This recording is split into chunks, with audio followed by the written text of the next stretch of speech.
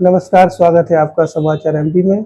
आज हमारे साथ मौजूद है दमोह के सुप्रसिद्ध दंत चिकित्सक डॉक्टर नवीन दुबे, जो लगातार पिछले 14 वर्षों से दमोह में अपनी सेवाएं दे रहे हैं और दंत चिकित्सा के क्षेत्र में लगातार कार्यरत हैं, जो कि एक समाज सेवक भी हैं और निःशुल्क स्वास्थ्य शिविर लगाकर समाज की सेवा भी कर रहे हैं। तो बहुत बहुत स्वागत है डॉक्टर साहब आपका। धन्यवाद आशीष भाई। और समाचार न्यूज़ का भी बहुत बहुत धन्यवाद जो आपने मुझे मौका दिया आपके इस चैनल के माध्यम से लोगों में दंत चिकित्सा के प्रति जागरूकता को लाने के लिए जो प्रयास आप कर रहे हैं उसके लिए आपका बहुत बहुत साधुवाद, बहुत बहुत धन्यवाद। सर, सबसे पहले मैं जानना चाहूँगा कि लोग किस प्रकार से अपने दांतों की समस्याओं की अनदेखी करते हैं और उनको ऐसी क्या समस्याएं जो हैं आमतौर पर आती हैं और लोग जिनका इलाज नहीं कराना चाहते या नहीं कराते हैं।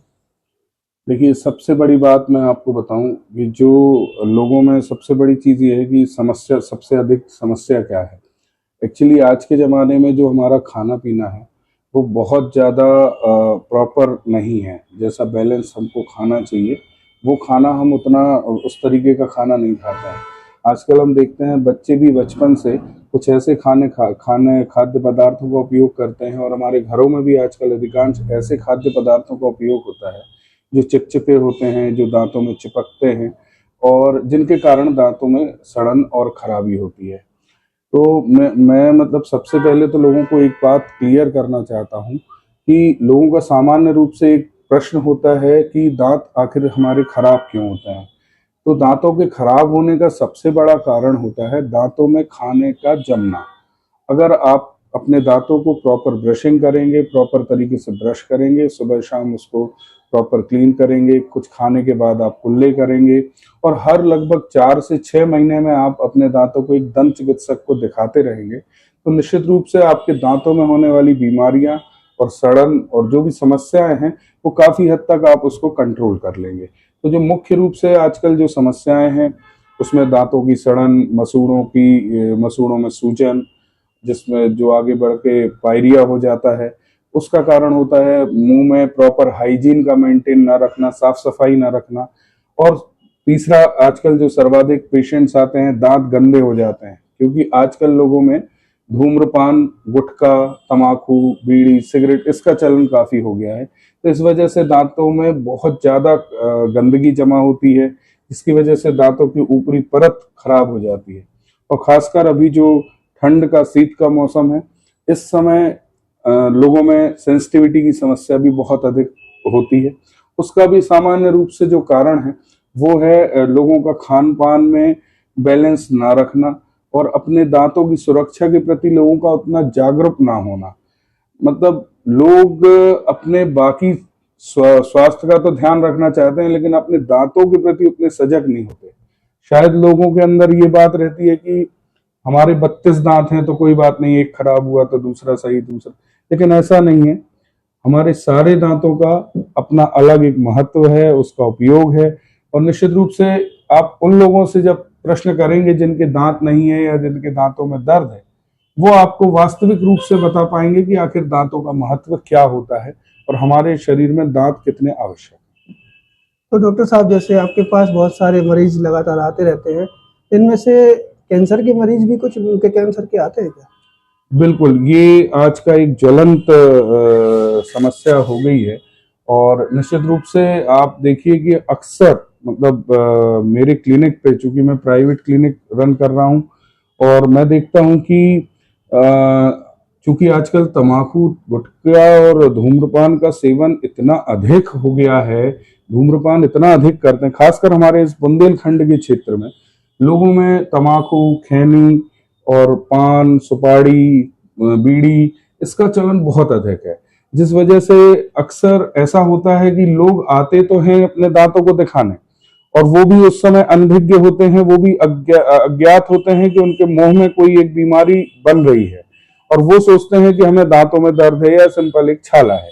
लेकिन चूंकि यहाँ पे हमारे एरिया में हमने देखा है कि तम्बाकू का सेवन लोग बहुत अधिक मात्रा में करते हैं और उतनी साक्षरता का भी एक कहीं ना कहीं एक कारण होता है कि लोग ग्रामीण क्षेत्रों से ज्यादा जुड़े हुए हैं अपने कार्यों में लगे होते हैं और वो तम्बाकू का सेवन, बीड़ी का सेवन करते रहते हैं। तो मैं यहाँ पर देख रहा हूँ कि मेरे को लगभग ये मान के चलिए कि एक महीने में 8 से 10 पेशेंट्स ऐसे होते हैं जिन पे हमें निश्चित रूप से डाउट होता है, और आगे चल के जब उनकी जांच होती है तो उसमें कैंसर निकल के आता है। तो अभी हम देखें कि अगर एक क्लिनिक पे अगर मेरे पास एक माह में लगभग 10 पेशेंट्स भी आ रहे हैं और दमोह जैसे छोटे शहर में 10 पेशेंट्स आ रहे हैं, तो यह एक बहुत ही ज्वलंत समस्या है जो कि आने वाले समय में और भी अधिक बढ़ेगी। और इसे रोकने का बहुत सामान्य सा तरीका है कि लोग अपने खान पान में थोड़ा सा संतुलन लाएं, प्रॉपर डाइट लें, और साथ में लोग जो है ये तम्बाकू और सुपारी का सेवन करना बंद करें। इस पर भी मैं बहुत अधिक फोकस करता हूँ। मैं प्रयास करता हूँ कि जहाँ भी मैं फ्री अपने जितने भी डेंटल कैंप्स करता हूँ, अभी तक मैंने काफ़ी कैंप्स करे हैं, और मेरा प्रयास ये रहता है कि चूंकि समाज में हम कुछ हटके काम कर रहे हैं, आज हम समाज में एक प्रतिष्ठित पद पे पहुंचे हैं। मैं इसी दमोह शहर का रहने वाला हूं, तो मेरा प्रयास ये होता है कि मैं प्रयास करूं कि मेरे अपने शहर को भी मैं वापस कुछ दे पाऊं। आज मैं यहाँ पर केवल मेरा उद्देश्य केवल अपने आर्थिक लाभ के लिए नहीं मैं समझता हूँ, वो एक अलग बात होती है, लेकिन साथ ही साथ मेरा सोचना ये भी है कि लोगों को भी मेरे डॉक्टर होने का कुछ लाभ मिले। और मैं जहाँ भी कैंप्स वगैरह करता हूँ, मैं वहाँ पे लोगों को मैं जागरूकता के लिए उनके थोड़ा सा समय लेकर उन्हें तम्बाकू, सुपारी और कैंसर के प्रति जागरूक करने का प्रयास करता हूँ कि वो इन चीज़ों का, इन व्यसनों का त्याग करें। लेकिन बड़ी ही विडंबना है कि मैंने एक बहुत ऐसी चीज़ पाई है कि हमारे क्षेत्र में जब हम इस विषय पे बात करते हैं तो एक कहावत है बुंदेलखंड में कि जाके पैर न फटे बीमारी बोका जाने पीर पर आई। तो जिसको कोई दिक्कत नहीं है, जिसको कोई समस्या नहीं आई आज तक, वो हमारी बात को समझना ही नहीं चाहता। वो हमें ही समझाने बैठता है और वो हमसे ये कहता है कि आप हमें इस बारे में ना बताएं, हमें कोई दिक्कत नहीं है और हम तो फलाना इतने दिन से तम्बाकू खा रहे हैं, हमारे बाप दादा ने उस समय इतना तम्बाकू खाते थे, उनको कुछ नहीं हुआ। लेकिन यहाँ मैं लोगों को एक बात और समझाना चाहता हूँ कि आप अगर इसको कंपेयर करते हैं कि हमारे बाप दादा तम्बाकू खाते थे, बीड़ी पीते थे, उनको कुछ नहीं हुआ, तो मुझे भी नहीं होगा। तो मैं यहाँ पे एक बात बहुत अच्छे से आपको समझाऊं, हमारे दादा, हमारे पिता जो खाना खाते थे और जितना शुद्ध खाना और जितना सात्विक खाना वो भोजन करते थे, और उससे जो उनकी प्रतिरोधक क्षमता जो बनती थी और जो डेवलप होती थी, वो एक अलग बात थी। आज हम दिन भर में जो खाना खाते हैं, वो खाना हमको एनर्जी कम देता, हमारा पेट ज्यादा भरता है, हम उस तरीके का अच्छा भोजन अभी कर नहीं पाते हैं, शुद्ध खाना हमें मिलता नहीं है।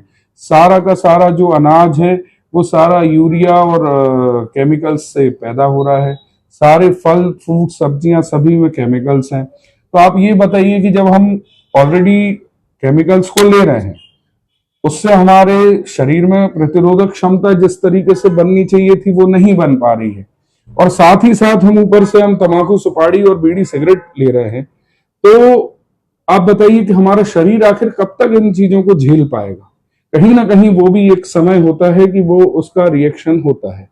तो सीधी सी बात यह है कि आप करेले के साथ नीम खाएंगे तो कड़वा तो होगा ही। तो एक तो आप केमिकल्स ले रहे हैं, आपको वो मजबूरी है, आज हमारी एक मजबूरी है कि हम जो हमें बाजार में उपलब्ध होगी चीजें हमें वो लेनी होगी, क्योंकि हमें खाना तो खाना है। लेकिन कम से कम अगर हम वो खा रहे हैं तो हम इतना ध्यान रखें कि हम अन्य चीजें जो हमें सीधे रूप से नुकसान पहुंचाती हैं, तम्बाकू है, सुपारी है, बीड़ी, सिगरेट, शराब, हम इसका त्याग करें। और इसको अब मैं अपनी आप बता देता हूं कि इसको आप छुड़वा कैसे सकते हैं, इस पे भी, क्योंकि मेरा ये बहुत ही प्रिय विषय है और मैं चाहता हूं कि मैं चूंकि दंत चिकित्सक हूं तो कम से कम मैं अपनी जो मेरे को विधा मिली है उस विधा से अपने समाज का कुछ अगर मैं कर सकता हूं, अच्छा कर सकता हूं तो करूं। तो मैं आपको बता दूं कि तम्बाकू और सुपारी के खाने से और बीड़ी सिगरेट के पीने से सिर के बाल की टिप से लेकर पूरे शरीर में नाखून, पैर के अंगूठे के नाखून की टिप तक हमें नुकसान ही नुकसान होता है। आप तम्बाकू खाते हैं, आपके बाल सफेद होंगे, आपके बाल झड़ेंगे, आपका सर दुखना चालू होगा, आपकी नजरें कमजोर होंगी, आपके दांत खराब होंगे, आपको कैंसर हो जाएगा, आपको गले का कैंसर होगा, आप बीड़ी सिगरेट पिएंगे, आपका हार्ट कमजोर होगा, आपको फेफड़ों की दिक्कत होगी, आपका डाइजेशन बिगड़ जाएगा, आपको इम्पोटेंसी की समस्या होगी। आज आप अक्सर देखते हैं कि हर दूसरे तीसरे दाम्पत्य जीवन में लोगों के बच्चे नहीं हो रहे। आखिर ये हम केवल ये सोचते हैं हो नहीं रहे, लेकिन उसका कारण जानने जाएंगे तो उसमें अधिकांश आपको मिलेगा कि लोगों में इस तरीके के व्यसन है। तो वो होता है, लोगों में ट्यूबरक्लोसिस की समस्या होती है, फेफड़ों की बीमारियां होती हैं, हड्डियों की समस्या होती हैं। तो आप बताइए, पूरी शरीर को जो चीज हमें नुकसान पहुंचा रही है, आखिर हम उसका सेवन कर क्यों रहे हैं? ये लोगों को बताना बहुत आवश्यक है, लोगों की काउंसलिंग करना बहुत आवश्यक है। और साथ ही साथ एक बात और है कि इसमें एक बहुत बड़ा रोल किसी भी व्यक्ति जो व्यसन करता है, जो तंबाकू खाता है, सुपारी खाता है, उसके परिवार का रोल बहुत महत्वपूर्ण है।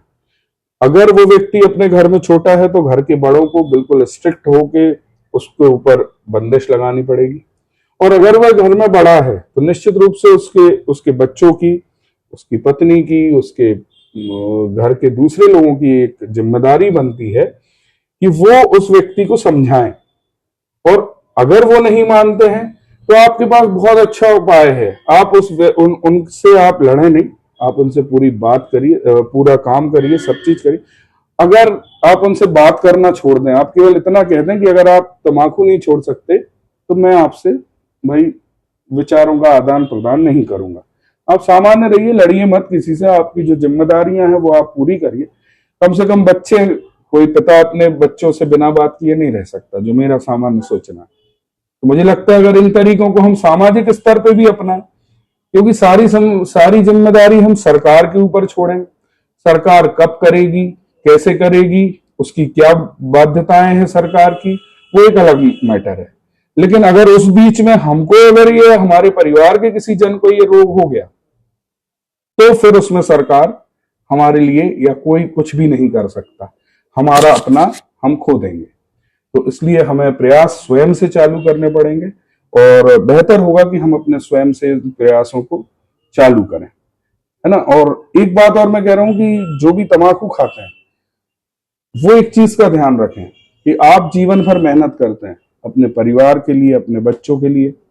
आप पैसा कमाते हैं, आप धूप में भी जाते हैं, आप बारिश में भी जाते हैं, आप लोगों से लड़ाइयां भी होती, बहस भी होती है, काफी चीजें जीवन में उतार चढ़ाव आते हैं। आप किस लिए करते हैं? आखिर अपने परिवार के लिए करते हैं। लेकिन अगर मानिए कि आपने जो कुछ कमाया और 50 या 60 साल के बाद आप चूंकि तंबाकू सुपारी खाते रहे और आपको ये पता लगे कि आपके मुंह में कोई बीमारी है, कैंसर हो गया आपको, तो सबसे बड़ी दिक्कत जो पहली आएगी वो 3 प्रकार की हानियां सबसे पहले होगी।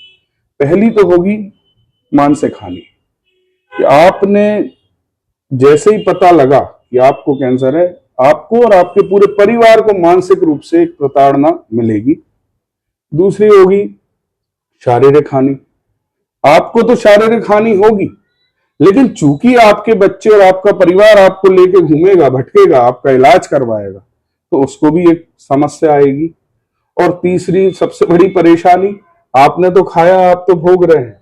आपने जो जीवन भर कमाया वो आप में ही लग जाएगा, क्योंकि कैंसर का इलाज आज भी सस्ता नहीं है। अगर आप अच्छे स्तर पे इलाज कराने जाएंगे तो काफी महंगा है, अच्छा इलाज कराने जाएंगे तो बहुत महंगा है, और आपके ही सामने आपके घर को आर्थिक हानि झेलनी पड़ जाएगी। तो आपने जो जीवन भर मेहनत की होती है, वो सारी मेहनत एक आपकी आदत की वजह से खत्म हो जाती है, वो सारी चीजें समाप्त हो जाती है। आपने खाया था, आपने भोगा, आप चले गए, लेकिन आपके जो पीछे जो आप परिवार छोड़ के जाते हैं, उसको कितनी पीड़ा होगी और वो कितने पीड़ा से गुजरने वाला है, इसका अंदाजा लगाना बड़ा ही कठिन है। और अगर इसका अंदाजा लगा पाए तो आप ये कभी खाएंगे। धन्यवाद। तो और अंत में सर मैं आपसे जानना चाहूँगा कि जैसे कि आपके निःशुल्क शिविर लगते हैं, तो ये आम जनता को कैसे पता लगेगा कि कब आपके निःशुल्क शिविर और किस जगह पे लग रहे हैं? देखिए, जो मैं निःशुल्क शिविर करता हूं, मैंने अब तक, मुझे लगभग दमोह में 14 वर्ष का समय हो गया, और मैंने लगभग मान के चलिए 100 के ऊपर और ज्यादा मैंने कैंप्स करे, और कोशिश ये रही कि मैं जितनी ज्यादा अपनी आम जनता की तरफ, आप लोगों के पास पहुंच पाऊं, उतना अच्छा है। जहां तक सवाल है कि लोगों को कैसे पता लगता है, देखिए, मैं जो भी शिविर करता हूँ, या तो मैंने वो स्कूल्स में शिविर करता हूँ, या कोई सामाजिक संस्था के माध्यम से शिविर करते हैं। तो जो सामाजिक संस्थाएं इन शिविरों को आयोजित करती हैं, मैं वहां पे अपनी ओर से निःशुल्क सेवाएं देता हूँ। वो लोग वहां के उस एरिया के लोगों को वहां पे जानकारी देते हैं पहले से, और फिर वो जो लोग जो एक्चुअली नीडी पर्सन्स होते हैं, वो लोग वहां पहुंचते हैं और उनको हम निःशुल्क परामर्श देते हैं। वहां हमसे जितना हो सकता है उनको दवाएं निःशुल्क वितरित करने का प्रयास करते हैं। और उसके बाद जो उनका ट्रीटमेंट होना है, उसमें भी मैं अपने ओर से हर कैंप में एक चीज करता हूं कि मैं अपनी क्लिनिक पे जब वो मरीज अगले 1 माह के अंदर आता है, कैंप का पर्चा लेके आता है, तो उसकी फीस हम नहीं लेते हैं। हम उसको, जो हमारा परामर्श शुल्क है, उसमें हम उसको छूट देते हैं। बाकी जो इलाज हम करते हैं उसमें भी जो रियायत हमसे हो सकती है, वो हम उसको देने का प्रयास करते हैं। तो इस तरीके से हम एक अंतिम व्यक्ति तक पहुंचने की प्रयास करते हैं। हम स्कूल्स में कैंप्स करते हैं, यदि किसी के कोई ऐसे कोई विशेष अवसर होते हैं, लोग मुझे बुलाते हैं कि हमारे फलाने व्यक्ति की घर में पुण्यतिथि पर हम कुछ कैंप करना चाहते हैं, या आप किसी एक विशेष अवसर पे, स्वतंत्रता दिवस पे, बाल दिवस पे, ऐसे समय पे, तो हम वहां पर जाके अपनी सेवाएं निःशुल्क देते हैं। और अपनी ओर से हम अपनी क्लिनिक पे भी हमने लगभग पिछले करीब 12-13 साल हर माह में एक दिन निःशुल्क सुविधाएं लोगों को दी, निःशुल्क परामर्श हमने लोगों को किया है। तो इस तरीके से हम लोगों के पास पहुंचने का प्रयास करते हैं। और अंत में मेरा सभी से यही निवेदन है कि देखिए, आपको, मुझे पता है, एक बात और मैं आपको बोलूं आशीष भैया, बहुत कठिन होता है तंबाकू सुपारी को छोड़ना, ये मुझे भी पता है। मैंने जो मरीजों से बातचीत की, तो जितना अपन आसान सोचते हैं कि इसको छोड़ दें, वो उतना आसान नहीं होता है। तो मैं उन सभी लोगों से एक बात जरूर कहूंगा कि अगर आपको छोड़ने में कोई बहुत अधिक दिक्कत हो रही है, तो आप हमसे मिलें। हम आपको तंबाकू छोड़ने के लिए निःशुल्क परामर्श देंगे। आपको हम निःशुल्क ही सारी बातें समझाएंगे, बताएंगे। और निश्चित रूप से जब आपको एक वैचारिक सपोर्ट मिलेगा और एक चिकित्सक का सपोर्ट मिलेगा, तो आपको उस चीज को छोड़ने में बहुत अधिक मदद मिलेगी। और हम आपकी जो भी समस्याएं हैं, जो छोड़ने के बाद समस्याएं आती, उसका भी उपाय बताने का प्रयास करेंगे। तो निश्चित रूप से आप जरूर इस चीज को आप छोड़ने का प्रयास करें। और जो भी आपको दांत, मुख और दंत की जो भी समस्याएं आती हैं, चेहरे से रिलेटेड कोई हड्डी में फ्रैक्चर या कोई भी समस्या होती है, आप हम लोगों से संपर्क करें। जो भी उचित उसका उपाय होगा, सलाह होगी, जो हमसे बन जाएगा, वो हम आपको देने का अवश्य प्रयास करेंगे।